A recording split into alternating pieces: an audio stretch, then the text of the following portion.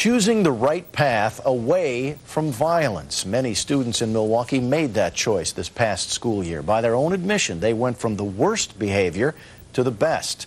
12 News' Mike Anderson reports on a unique and effective method that's helping kids succeed against all odds. We have had a 23% reduction in violent incidents in Milwaukee school system.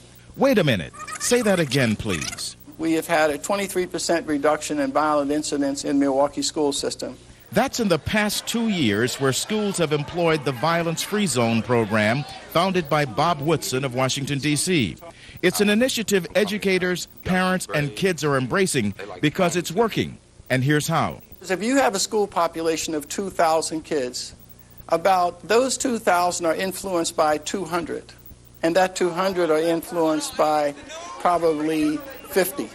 So what we do is come in and engage those 50 who have been leaders for self-destruction and then make them ambassadors of peace to their peers. In other words, the initiative tries to head off violence by putting several community youth advisors in schools to be the mama, daddy, sister, brother, whatever it takes, to the worst troublemakers. They're available to them 24/7 to identify and change the root cause of the violent behavior.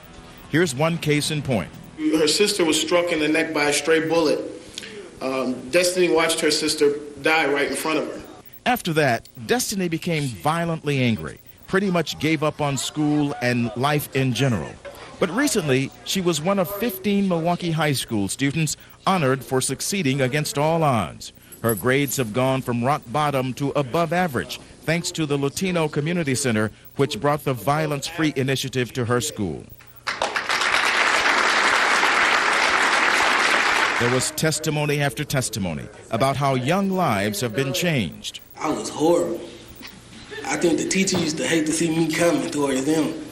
But since fighting Violence-Free Zone being in Washington, I think it's made all the schools better. She's a perfect example that you can do it. It's hard to believe that fewer than 6 months ago, this young lady, 17-year-old Diamond Humphreys of Custer High School, was a dope-smoking, foul-mouthed roughneck. She would rather spit on you than speak to you. She was angry, you know, and just wild.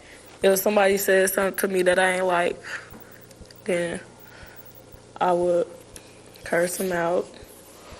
I wouldn't try to fight them. They'd try to fight me, and if they try to fight me, I'll fight them. But I would cuss them out. No one was spared her bitter tongue.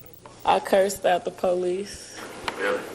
Yes. She knew a lot of the gang life, you know, a lot of the gang activity. I used to. Right. Through the community group Running Rebels and the Violence-Free Initiative, Barbara Green was assigned to be Diamond's mentor. To find out why Diamond was so angry and help her, Barbara managed to break through because she had been there. I was molested, you know, as a child. Nobody knew, you know, why I was so angry. That was part of it, you know. That was a secret that I kept till I was 30 years old. Because of what I went through, I'm able to look at some of these girls, and behind a lot of the anger, if you look into their eyes, you'll see the pain. When I looked into Diamond's eyes, I saw the pain. So I knew then that this girl ain't angry because she wanna be, you know? And then I was able to kind of identify with her, and we kind of clicked on the same page, you know? And even in the halls, a lot of those girls out there, even in the streets that are wild and out of control, you look into their eyes, you can look into their soul, and you can see that anger is just hiding pain. Are you strong enough now to make it on your own? I believe I am.